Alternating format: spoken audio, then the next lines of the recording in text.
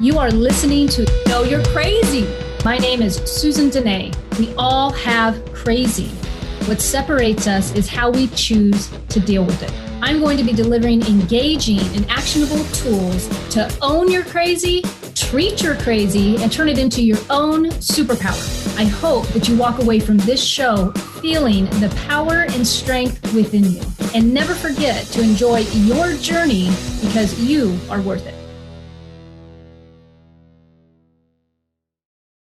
Everyone, this is Susan Denee, and welcome to the Know You're Crazy talk show, where we are talking about emotional recovery in the raw, something I'm very passionate about.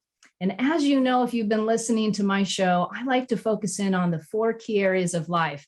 You've got your health, you've got your career, you've got your financial, and you have relationships.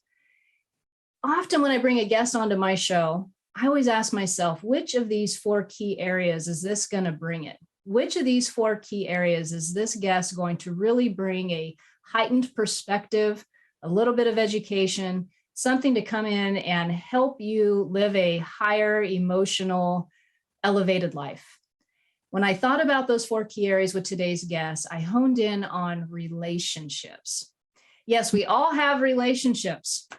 And 99.9% of the time, and maybe most of you out there listening to this right now, you are thinking physical, materialistic world relationships. Me too. That's the majority of my day. However, there's this other thing in relationships. And the guest today is an expert in this area. And the relationships I'm talking about are the relationships that the individuals who have been dear to your heart, friends, acquaintances, and they've transitioned to the other side. What is the other side? It's the side that we don't see. And sometimes we get a little hit. We get a little knowing that they're in the room, they're present with us. Well, the reason why I'm excited about today's guest is because this is what he does. Mark Anthony is a psychic explorer, also known as the psychic lawyer. He is a 4th-generation psychic medium who communicates with spirits. He is an Oxford-educated attorney licensed to practice law in Florida, Washington, D.C., and before the United States Supreme Court. This psychic explorer travels to mystical locations in remote corners of the world to examine ancient mysteries and supernatural phenomena. Mark appears nationwide on TV and radio, including CBS TV's The Doctors and Gaia TV's Beyond Belief with George Norrie. He is the co-host of The Psychic and the Doc on the Transformation Network. He is a featured speaker at conferences, expos, and universities, which include Brown, Columbia, Harvard, and Yale. Mark Anthony is a columnist for Best Holistic Life magazine. His latest bestseller, The Afterlife Frequency, was up for a Pulitzer and ranked by prettyprogressive.com as one of the top books about faith in God. He also was honored with a recent award from the Cover Gold Award for the book. His other best-selling books are Never Letting Go and Evidence of Eternity. So please welcome today's guest, Mark Anthony. Mark, welcome to the show.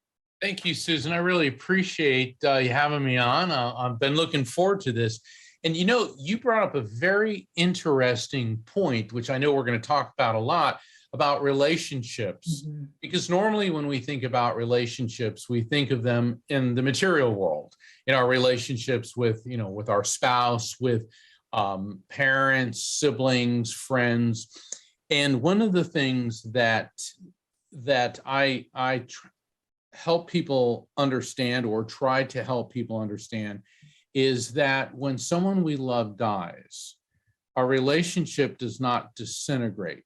Mm-hmm.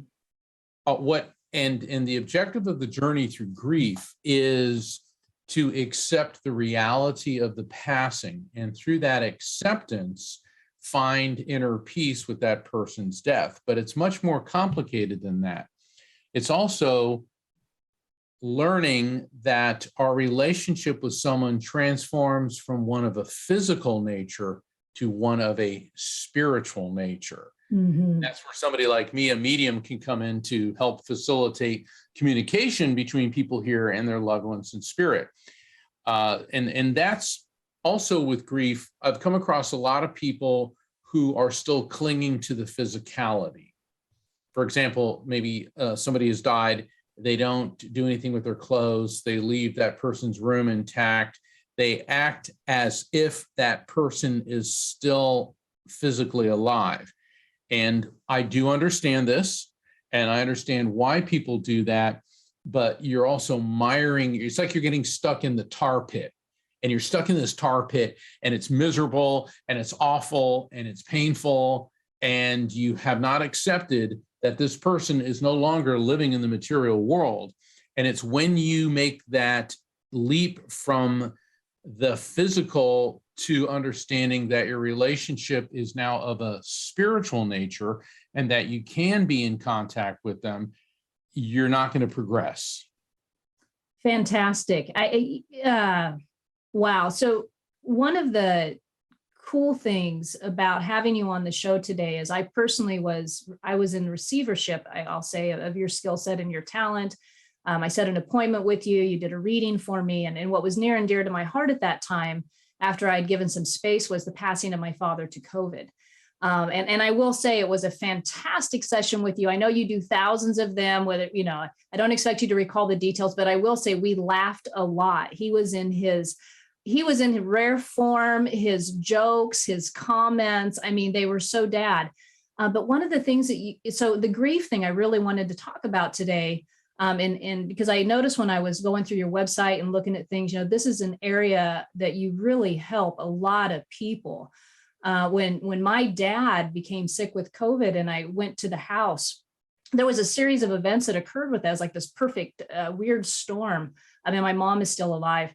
And I walked into this home of 40 years and there were so many things. And then as circumstances would have it, the bathroom flooded as he was in the hospital on a ventilator. And my mom has early stages of dementia. So I'm gutting this house because I'm having to get it ready for a construction project. And as I'm gutting it, everything I'm touching is his and or hers, right? And so for me, how I look at things is, everything is energy.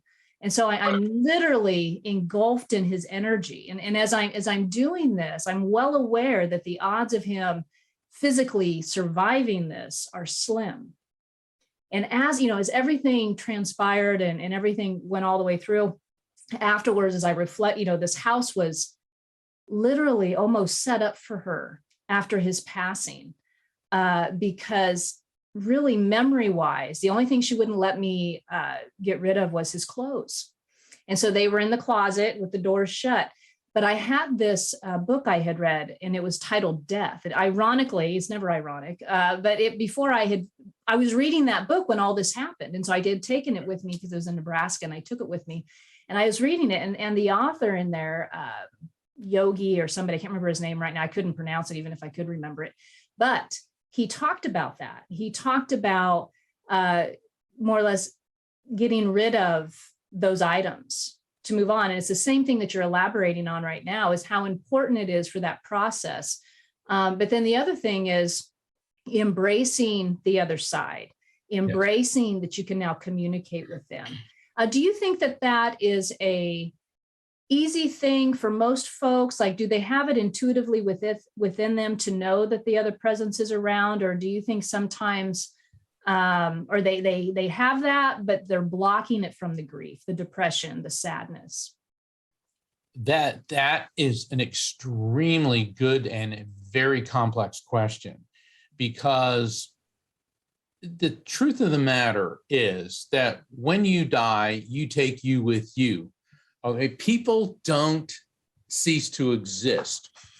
And indulge me, if you will, for a moment. My book, The Afterlife Frequency, the subtitle is The Scientific Proof of Spiritual Contact and How That Awareness Will Change Your Life. And it differs from other books written by mediums because it's based on science. It's been endorsed by the top near-death experience and afterlife research scientists in the world. And I take a different approach. And prior to going on air, we were talking about astronauts in space. Yeah. And the thing is, my father was a NASA engineer. He had also been a Navy SEAL, and my mother was a commercial illustrator and an artist. And both my parents had mediumistic abilities. This is a genetic trait that runs in my family. And I remember when I was 8 years old and I was looking at the stars with my dad, and I was always, why? I was always talking about asking all types of questions. And he said, Mark, there's an explanation for everything. And if you put enough research, enough funding, enough focus and dedication into studying something, you will come up with the answer. And it will be based on science. He said, maybe we don't have the technology for it just yet, but we're going to develop it. And that applies as well to spirit communication. It's not hocus pocus. It's not magic. Yes, there are frauds in the field, and I've seen them, but there are legitimate mediums like myself and a number of my colleagues where we are able to energetically adjust our brainwave frequency to tune into the afterlife frequency of the other side. I know that we're coming up on a break, so I guess we can continue this when we get back.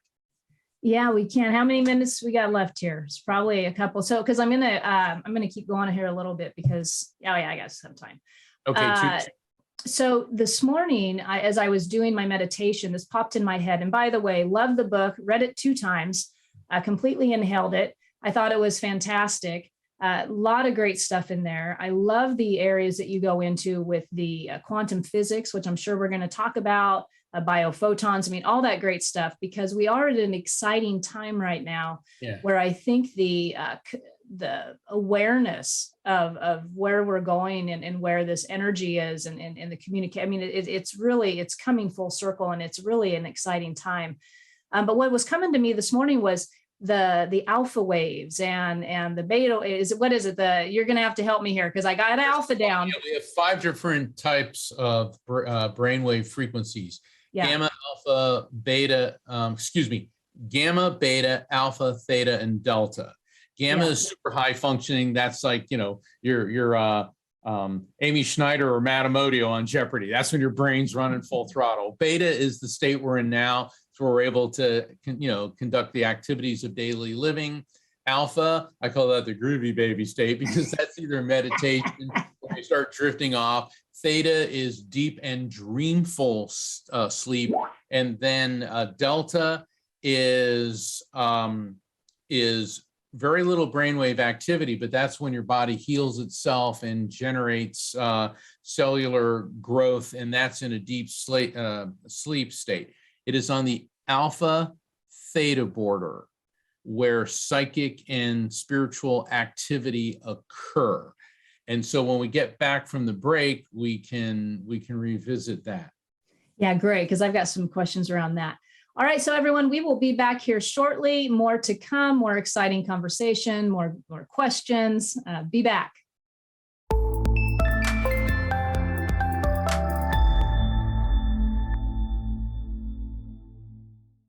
Hey everyone, welcome back to the Know You're Crazy Talk Show. I am Susan Denee. We've got special guest on the show today, Mark Anthony. We are talking about everything fun and exciting about communicating with the other side. Where we left off before we went to break was about the different brain waves. Where's the connection? Where's that sweet spot to feel the energy, maybe to make that connection with the other side? So Mark, I'm really excited to dive into this topic with you because I have like a question. And the question is, like in the amateur phase of am I connecting or not, right? You'll hear people describe it as goosebumps, or at least I have. That's what. Okay. No, that's a great. Yeah, that's. They'll describe it as goosebumps, and so story for me, and then because this will be a nice little intro into where we go with this. In about 2018, as much as meditation had been part of my life, I hadn't really dedicated a practice to it, and I started doing that, and a lot of stuff came out of that. Lot of stuff. But one of the things that I noticed with an increased dedication to meditation was I started getting a lot of vibrational hits. And they would come at different times. And this is where I'm going with the brain waves, because the very first one I remember, I was on a motorcycle ride with my husband. We were over in Eastern Washington. The sun was shining. It was a beautiful day out. I was on my multistrada. It's like a Cadillac motorcycle, and it was new for me. It wasn't a sport bike. And I was just enjoying, right? The heat's blowing through. I mean, it's just beautiful. I was listening because I listened to either music or a talk show, and I happened to be listening to Esther Hicks that day with Abraham. So I'm listening, and this woman's in there, and all of a sudden I had this amazing like vibration come through, and it was just the whole body tingled. And I knew, but I wasn't connecting that. And this was, I got a couple questions here. But what I was thinking was, oh, that's inner source is where I was at. And it just stayed there. It was one of the longest ones I ever had. And it was in this state of joy. Yeah. And that's why I wanted to ask you about, and so that's my little segue into getting into the brain waves and when we experience those. Yeah, the 5 different brain waves, gamma, beta, alpha, theta, delta, and the alpha theta border. And we've heard throughout the years going into the alpha state, the meditative state. It's when you daydream, you're in alpha, and from alpha you slip into sleep, which is theta. And the alpha theta border is where psychic and mediumistic activity occurs, because spirits are able to see that your brainwave is in that frequency, and they align their frequency to it. You get a frequency match. Also, the alpha state feels good. And so that's why you're saying you felt joy, because it's a relaxed state. And when you're connecting with spirits, you will often get cold chills and tingles. Now, see, this is why a lot of people think that spirit communication is evil and scary. They say, I walked into this place and I felt cold chills and tingles. Well, that's the same physiological response of flight or fight. Because when you get scared, you get, what it is, your nervous system's cranking up on full gear and electrical activities going off the charts, and you get cold chills and tingles. Well, that's the same sensation when spirits are communicating with you. And so therefore, people jump to the conclusion, and cold chills and tingles, this is fear, this is therefore bad. Plus, we fear what we do not understand. And that's why spirit communication that's one of the reasons why spirit communication has gotten a bad rap. But when you start working with this, as you have, you realize, okay, cold chills and tingles, electromagnetic activity. In my book, The Afterlife Frequency, I introduced the term the electromagnetic soul, because this combines faith and science. Every great spiritual teacher, from the sages of ancient India through Zoroaster, through Moses, Buddha, Jesus, Muhammad, Lao Tzu, Yogananda Paramahansa, Gandhi, a Native American spiritualist, and people who've had near-death experiences, anybody that works with intense spiritual connections, all describe God in terms of light. And light is the only form of electromagnetic energy visible to the human eye. Now, why am I saying all this? Well, we know that everything is composed of molecules. Okay, we all had to learn that in science class. And molecules, in turn, are composed of atoms. Atoms are composed of electrons, protons, and neutrons, which in turn are composed of a smaller particle, quantum. And that's where the word quantum physics comes from. And in the new age and metaphysical field, people like to fling, quantum. But when, we all do, because it's a cool word, it's quantum. Cool. Oh man, I'm like having a totally quantum day. All right, but when you, but understanding it in the scientific sense is that on the subatomic level, and for the physics people watching, yes, electrons are technically a quantum, because an electron is 1/1800th the size of a proton. There, I said it. Okay, so we're at the quantum level. Everything is pure electromagnetic energy. So what does that mean, Susan? That means your electromagnetic energy. So is this computer mouse that I have. So are the radio waves that this show is being broadcast on. And when you start thinking about that, it's like, wow, everything at the subatomic level is composed of the same building block. And that's why in the subatomic level, there's no difference between physics and biology. They've always, put into separate categories, but on the subatomic level, there is no distinction. And that's why I came up with the term, the electromagnetic soul, because the spirit, the who and what we are, every great spiritual teacher not only refers to God in terms of light, but as the soul, the who and what we are, our consciousness in the realm of psychology and science, pre-exists the body, comes into the body, moves on after the body dies. We know from the laws of thermodynamics and physics that energy is neither created nor destroyed, only transferred from one form to another.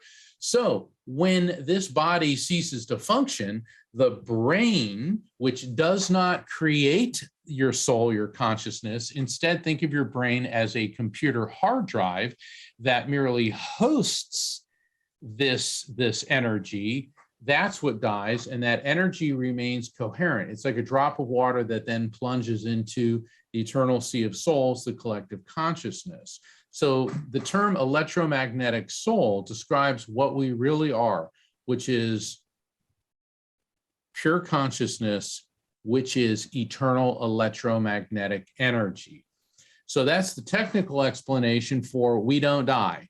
All right. So when our body ceases to function, then our EMS, our electromagnetic soul, is now vibrating on a higher frequency because everything has a vibration. That's why, this pen isn't sentient and isn't talking to me, for lack of a better term, because its vibration is on a different vibration than your body and my body is. Okay. And the thing is, I don't want people being freaked out when they hear my book is loaded with quantum physics. I explain it in a way anybody can understand it, because when people hear quantum physics, no, I think you do a fantastic job in the book with like even the water drop analogy that you just gave. I mean, the book is full of that. And the reason why I think that is so important, because someone like myself, when I'm reading the book, I comprehend exactly. So you take this scientific approach, you take, the education, obviously, and the knowledge that you have, which is so transparent when you share. And you make it, you give these examples like the water drop. And so for someone like me who's sitting down reading this, I immediately comprehend it. Like I totally get it. When you used the water drop analogy, I could just see it. And it was just a visual. And so it was like, we return to the greater collective consciousness. So here's a question that's on my mind. So when we have those, and this is probably my own, like I'm sorting this stuff out right now. So when I have a connection like that, or anybody has a connection like that, where they're having the chills, that they're aware that that's what's going on, like there's a connection being made. What I had always, up until this conversation really, and up until I read your book, and this is why it's a question of mine, I had always said it felt like I was connecting with my inner source, my own guidance system, like the piece of me that was the higher consciousness. However, after listening to you, reading the book, is everything, when you're in that state and you're having that experience, is that spirits trying to reach you, or is that or is it all the same stuff? Do you see where I'm going with this? Because anything I've always experienced is like joy and all of that. And I'm an amateur, so I haven't gone to the extent of, am I getting a heads up about something? Does that make sense? Yes. Well, the thing is, there's a difference between a psychic experience and a mediumistic experience, but they all are about tuning into frequency. And what a psychic experience is tuning into the energy of a person, place, or thing. That's why, like, I've been, I've consulted with law enforcement in cold cases, and I'll go to a place or that type, and I can pick up vibrational energy echoes from what may have happened in that area. or if you're doing a psychic reading on somebody, you're picking up on that person's vibration, and you may pick up on medical conditions or future events, that type of thing. And when you're communicating with spirits, you're tuning into a higher frequency, which is the other side, what I call the afterlife frequency. And I was trying to figure out, how do I explain this to people? So I was here in my office and I was working on it. And Susan, you're a writer, and writer's block. All right. And doesn't writer's block always seem to happen on the day that you've cleared the whole day just to work on? I've got the whole day, no distractions, and I'm sitting here like nada, nothing, zero. And it's like, and so I thought, all right, let me go clear my head. I'm going to go for a walk on the beach. So I live near the ocean, and I'm heading down my driveway, and all of a sudden I get the cold chills and tingles. Well, okay, I live in Florida. It was like 95 degrees outside, so I knew it wasn't the weather. And but I also been doing this long enough to know that, okay, something's going on here. And I felt directed away from the beach toward a bike path near my house. So I'm walking along this bike path. It's around 11 in the morning, and I see these two objects shining in the light. And I walk up to them, and it's a nickel and a penny. And I bend over because I'm going to pick them up, and I hear my mother and father in spirit. I hear my mom say, "If their head's down, it's bad luck." And I'm laughing because my mother's family was of Italian descent, and Italians have a superstition for all occasions. God forbid you break a mirror. Oh my God, a black cat, don't walk under that ladder. You know what I mean? Yeah. It's funny. And then I hear my dad's voice, the waspy Pennsylvanian, "It's money, grab it." And I'm laughing. So here I am, Susan, standing there, and I got this nickel and this penny. I go, "Oh, 6 cents." And all of a sudden I go, 6 cents. I go, "Okay, Mom and Dad, what are you trying to tell me?" Cold chills and tingles envelop me like they are right now, just telling this. And in my mind's eye, I saw a vision of my dad standing in the ocean up to his waist. And my dad, Navy SEAL, he was a scuba diver, a swimming instructor, and he's holding this blue canvas raft. It was this old blue canvas raft, and it had like these yellow plastic, or rubber, edges to it. And I remember that when I was a kid, because we used to go, riding waves on it, and we had a lot of fun. And all of a sudden I hear my parents in unison say, "Teach people how to recognize signs from spirits, accept it as real, feel it without fear, trust the message." And I go, raft, RAFT, ran back to the computer, writer's block on, words start flowing out. And then I realized that, I was struggling trying to figure out how to explain this. Well, our loved ones in spirit are capable of always listening, and they answered. And the best part about this, Susan, is they walked me through the whole process. It wasn't just I received a vision. Okay, so I feel that I need to go for a walk, but then I get directed somewhere else. I see these 2 coins. So I felt the chills. So I recognized the signs from the spirits. When I picked up the coins, I heard their voices. So I accepted it as real. It's the third step. And I think you touched on this earlier. Feel without overthinking. This is where people go wrong. That's where you hit the brick wall. Oh, it's a coincidence. It's my imagination. I just wanted it to happen. Oh, that can't be. I'm a skeptic. Okay, no. A skeptic is open-minded. A cynic closes their mind. Okay. And so when you get past, when you work to get rid of the overthinking and hyperanalyzing, you feel it, and then you trust the message. And the raft technique applies not just to experiences like this, but to all the forms of spirit communication. Perhaps you're in close proximity to a loved one who is dying, and that person may be talking about seeing deceased loved ones.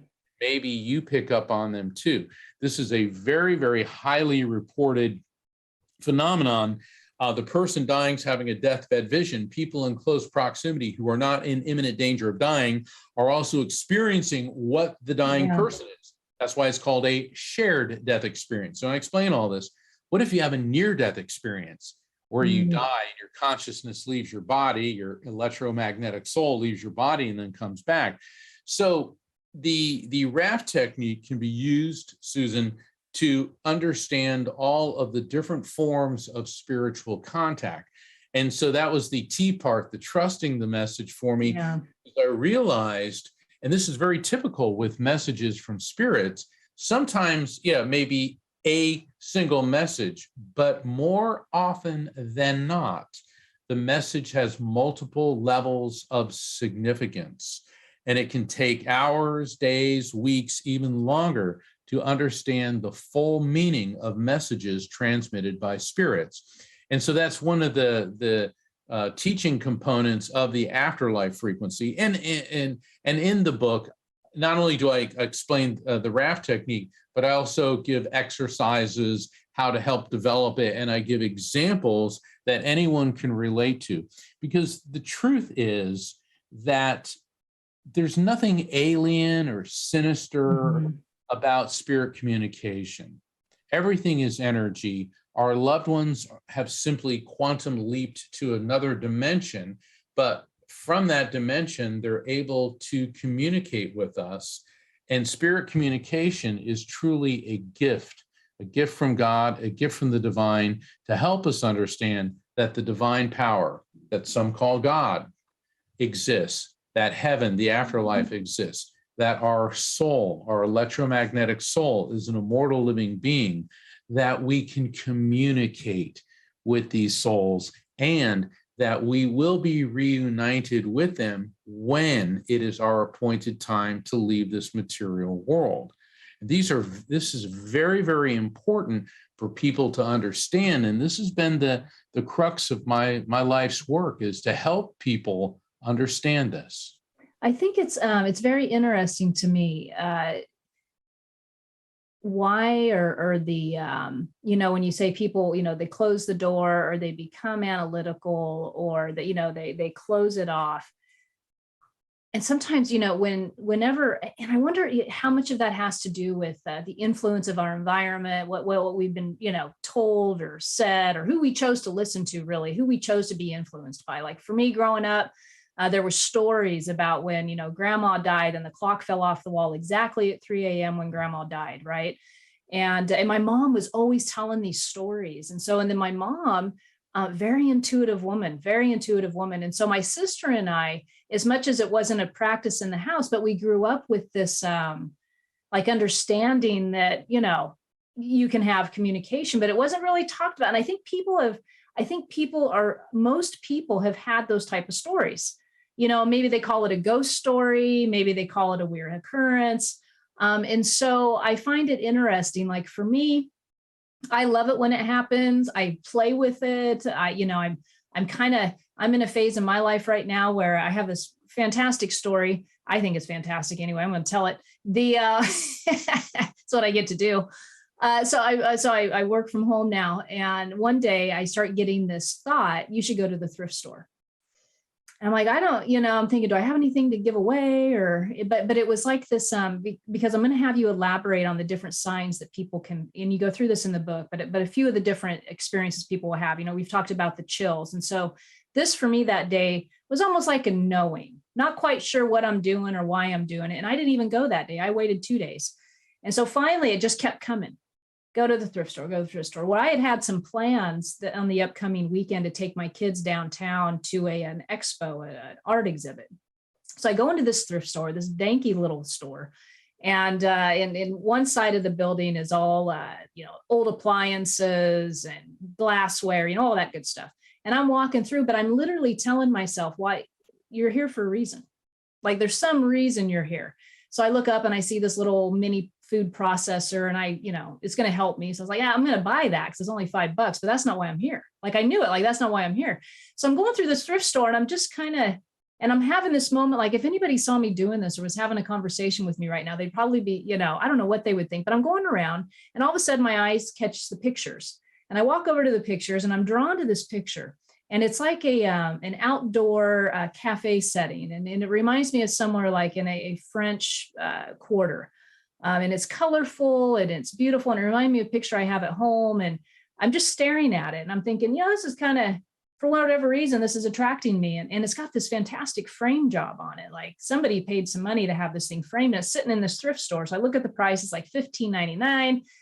I'm like, well, I don't want to pay $15 for this. I don't like the frame. Like it's professionally done, but I don't like the color. So I don't want to pay $15, right? So, but I'm like, whatever, we'll see. So I go up to the register. Some teenagers working the counter. I'm like, hey, you want to give me a deal on the $15 picture?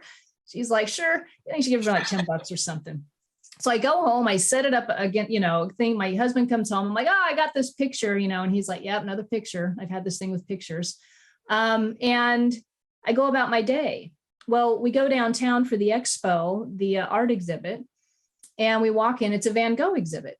And as we're sitting there looking at these beautiful, and it's this, I can't remember what they call it, but it's a light show. It's really fantastic. And we're walking through, and my husband's watching one where they're doing like a flash of pictures of paintings he'd done. And lo and behold, there it was. It was the print that I had just bought at the thrift store 2 days before that. And I looked at him and I go, oh my God, that's the picture. And he goes, what? I go, that's the picture in our living room. And it all came together. It was a Van Gogh print. And somebody had paid money to have this beautiful picture framed appropriately. You know what I mean? And Right. But it was like this confirmation. And so where I'm going with this is the synchronicity and the happenings of things, because you also share about that in the book, and probably everything's a synchronicity, right? So, Right. but it was just once again that knowledge of like, oh, that's really cool. That's fun. I love synchronicities. I love seeing how everything matches up. And, if it's a sign from the universe, if it's a sign from the spirits, and this is where I kind of want to get your input on this. Is it just I'm on the right path, or is it just the way energy works? All the above, because you're on the right path and that's the way energy works. And synchronicity is, people say, oh, that's just a coincidence. It's like, let's say you're thinking about somebody that you haven't talked to in maybe a couple of years, and all of a sudden your phone rings and you look at it and it's like, oh my gosh, that's this person. Well, that's not a coincidence. That person was thinking of you, or you were thinking of him or her, and you're sending those electromagnetic impulses out. They pick up on it and they contact you. I mean, my book is filled with stories of synchronicities, how people can be, quote unquote, in the right place at the right time, or in the wrong place at the wrong time. And what's also interesting is when you have these messages from spirits, it's not always immediately apparent what it means. I always say that look at a spiritual experience like a flower. Blooms, blossoms, unfolds. This can take hours, weeks, even longer for the full meaning of a spiritual message to make sense to you. And I was doing a reading for this gentleman recently. It was a telephone reading, and his father's spirit came through, and he and his wife were on the call. And I kept seeing an image of two snakes. Okay, now most people aren't thrilled with snakes, but I'm thinking, all right, my interpretation is maybe these folks had a snake story, or maybe because there was two snakes, maybe it was, the caduceus, the medical symbol with the two snakes on it. So I'm explaining that, and he goes, I understand that. He goes, I tend to think it's Native American. And I said, well, you know how some psychics, everything's Native American. And I said, well, I just don't fling out Native American stuff. He said, yeah, but Mark, my father was 100% full-blooded Sioux, Sioux Nation. He said, but I never met my father. He died when I was a baby. He said, but I don't really know what it means, but that's my feeling. So also with the raft technique, yes, I'm the medium. I'm transmitting the message to the person, and he recognized, accepted, felt, and trusted that it had something to do with Native American symbology. Well, I said, okay, just make a note of this. Let's move on. The next day, I receive an email from him. He and his wife found a book, and they took a picture of the page out of the book. In the Sioux language, Sioux means two snakes. Wow. Now, I did not know this. He did not know this. And he was so excited because, he said, wow, this is such a great connection from my father. And I love it when spirits will give us something that we don't understand. Another example of spiritual synchronicity happened to me just the other day. I was doing a reading for this woman. She was a scientist, so she was hung up on the third part. She was not feeling. She was overthinking everything. Okay, and this is a good example of the RAF technique: recognize, accept, boom, feel. That's where people torpedo it. So during this, her father's spirit comes through, and I get the word spelunking. All right, spelunking, that, going in caves. I mean, Susan, how many times in the last year have you used the word spelunking? Just today. Yeah, just today, exactly. And she goes, well, that doesn't make any sense. I go, well, come on. I just don't fling out a word like spelunking, hoping to get a hit. Are you sure?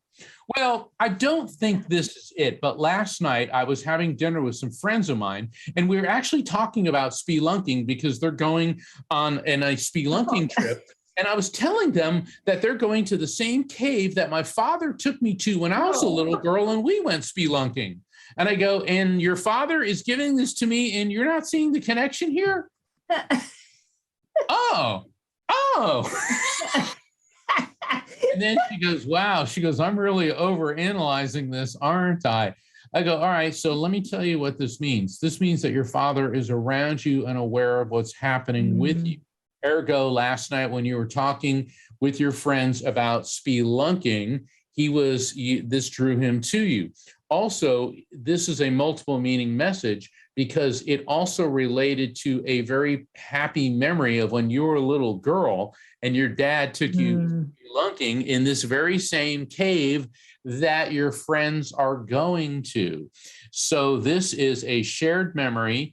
This is your dad's spirit is around you. He's aware of what's happening, and all of these are objectively verifiable facts. Ergo, not a coincidence. Yeah. He said, okay.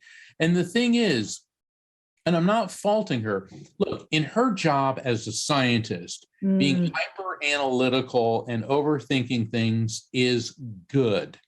Yeah. Because, and I'm an attorney, so I know all about overthinking things. You got to look at a situation and think of all the possibilities. But in spirit communication, you must feel, not overthink. So if I get spelunking, and it's like last night you were having dinner with your friends talking about spelunking, go with that. Don't sit there and overthink, and hyperanalyze it away. Yeah. And that's why some people come, well, I never get anything. And it's like, well, yeah, because your deflector shields are up. Let's get those shields are up. Barriers down. So, okay, so I'm just going to share this with you real quick. And I don't know if we're still going to make the break or not. We may have. I don't know if I'm going to be able to find it. So I'll just tell you the story. So I work out every day, and the playlist gets a little boring sometimes. So I got like 300 songs on my liked songs. That's about as sophisticated as I get. And today I'm listening and I listen to anything from Janis Joplin to blues to classical. To this morning, however, was Metallica, and I thought that was kind of interesting based on this. I thought, I don't know why Metallica is coming to mind. The album cover. This is why I'm telling the story.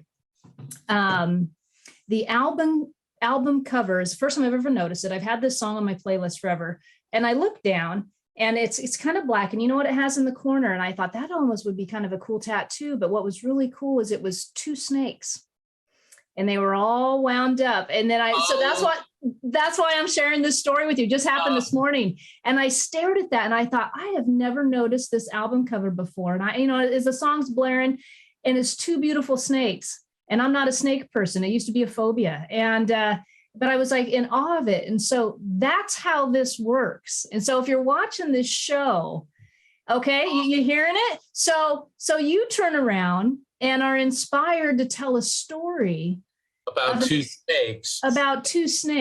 And this very morning, you see a Metallica album cover with two snakes on it.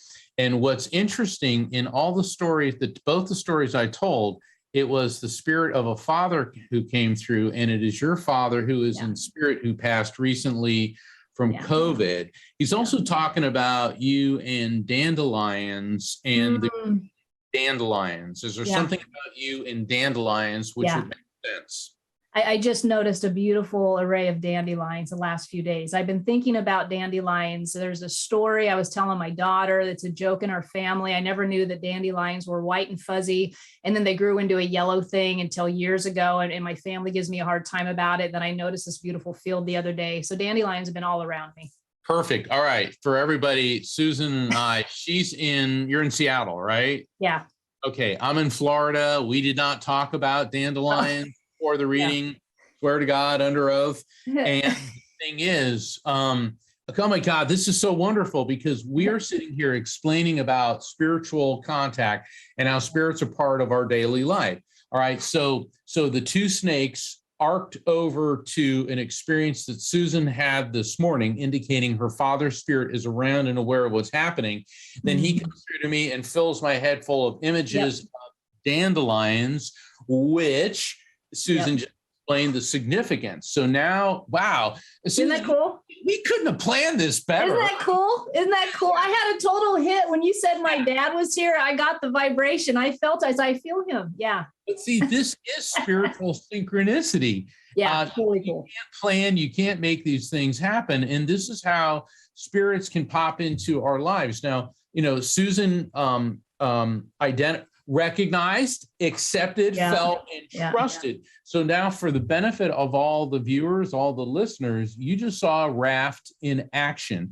And the thing about Raft is you don't have to be a psychic or a medium to get these sensations because we all have the same basic physiology. There's a physical reason how and why we're able to connect. Some people are better at it than others. It's like some people are better swimmers, some people are better mathematicians, some people are better musicians. We're all different, good at different things, but everybody is capable of sloshing around in a pool, doing some math, maybe banging on a piano and maybe getting the tune out. The thing is, it's the same with spirit communication. Yeah. We can all engage in spirit communication and receive messages from it. And so Susan's dad popped in to let her know that, the white fuzzy with that is your dad explaining that when the dandelion dies, part of it goes on. And so when you're explaining that to your little, your daughter, that is part of what she needs to understand, that life is an eternal cycle. Wow. Isn't that cool? Yeah. It's way cool. Yeah. And I will share with you, there was years ago, there was a clarity, like I don't know, a practice I would do where I would vision laying in a field of the white fuzzies, dandelions. And as they let go into the air in my meditation practice, I would see that as me turning over all my problems to God and letting everything go, and so just full circle there. Yeah, it's fantastic conversation with you. God, so many things are coming through, but I had saw, what was I going to say? It just left me. It was developing this. You were on a show I was watching on your website. Fantastic YouTube videos of all some interviews you've done. By the way, I had to walk away yesterday, or I would have sat there for hours. But the one they're talking about, you were making the point that you were just elaborating on. You can play a piano, you can do math equations. And I love the fact that I think they were asking you, does this come into the courtroom? And I loved it because you just said, well, it's a skill set.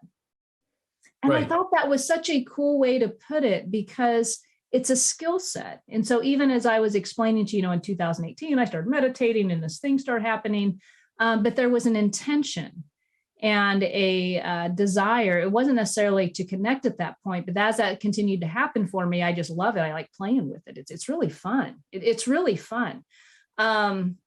And so it's a skill set, though, that anybody can help enhance in their life and have this, as I like to say, it's fun. I enjoy it. It's a pleasure when it's happening. And I can usually tell for me if I've been too realistic about everything, because I will go days before I have that. And when I am in alignment, or I am in connection with the universe, or how I like to put it, I get those hits. And it's a great barometer for how I'm doing. Yeah. Absolutely. And this is, once again, once you start working with the raft technique, it becomes second nature. And you'll start to realize, signs from spirits. Also, they can intervene to direct you away from potential danger. Now, I've got plenty of stories about that in the book, The Afterlife Frequency. And I was doing an event a couple years back. It was in person, and there was this young lady there with her mother, and her grandfather said, "Don't go to the concert." And the girl looks at me, and her mother looks at her, and she goes, "Oh, but I'm supposed to go to this concert next week." And I said, "Well, he said, don't go to the concert, that something's going to happen to the car." All right. A year later, I'm doing another public event, and this woman and her daughter, and they said, "Do you remember you said about this car and not to go to the concert?" And I go, "Yeah, I recall that." She said, "Well, I got so freaked out, I decided not to go to the concert." She was a teenager, and she called her friends and told her the psychic said that something's going to happen in the car. So the girls were, that did go, they said they were so panicked that they were going really slow, and they were driving up I-95 on Florida to Daytona Beach. And all of a sudden they ran over something, and all 4 tires blew out in their car. And the state trooper and all that, they came, and the trooper and the tow truck guy said, if you girls weren't going 50 miles an hour, if you're going 75 or 80, you would have flipped and probably died. Wow. And there it is. This was a year later that I'm hearing this, because a lot of times I don't know what the message means. I am just conveying it. Yeah. Because that is, when I make a connection for someone, it's not about me, it's about the person who is receiving the message. And if people want to find out more about my book, I invite all of you to sign up for the newsletter. Please visit my website, afterlifefrequency.com. I've got some great spirit communication events coming up online this month. And certainly you'll find out about upcoming shows like The Psychic and the Doc and Know You're Crazy on the Transformation Network. So I invite all of you to visit my website, afterlifefrequency.com. Susan, thank you so much for having me as your guest. I had a great time. And thank you to your dad for coming through for us. I know. Yeah, folks. So thanks for joining us, Mark. Thanks for wrapping that up. We were running short on time. We could talk all day long probably. But check out the book, Afterlife Frequency. I read it twice. It's fantastic. Highly recommend it.